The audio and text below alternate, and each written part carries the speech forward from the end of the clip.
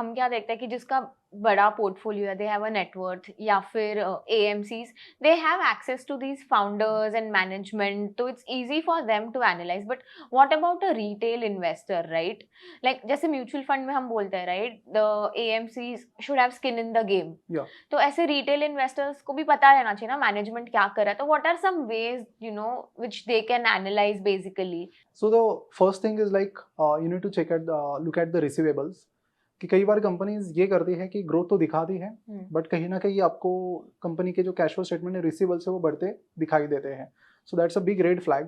कि एक चीज़ तो आपको ये देखनी है कि there are lots of companies जिन पर इन्वेस्टर्स का प्रेशर होता है to grow very very fast. तो इसीलिए प्रॉफिट एंड लॉस मैनिपुलेशन मतलब मेरे हिसाब से तो मतलब काफ़ी लोग करते हैं.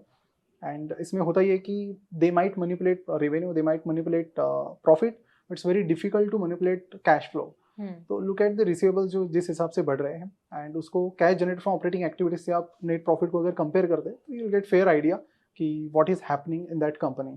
अगर आपको ये वीडियो से कुछ सीखने मिल रहा है तो आपको अपसर्च का वीकली न्यूज़लेटर जरूर पसंद आएगा. हर फ्राइडे शाम 6:30 बजे हम आपको आपके इनबॉक्स में स्टॉक मार्केट रिलेटेड चीजें शेयर करेंगे which will be helpful in your trading and investing journey.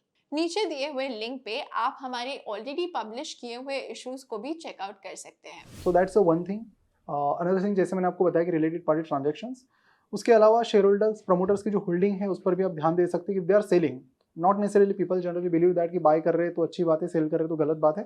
तो you need to find out the logic behind that कि why they are selling, why they are buying.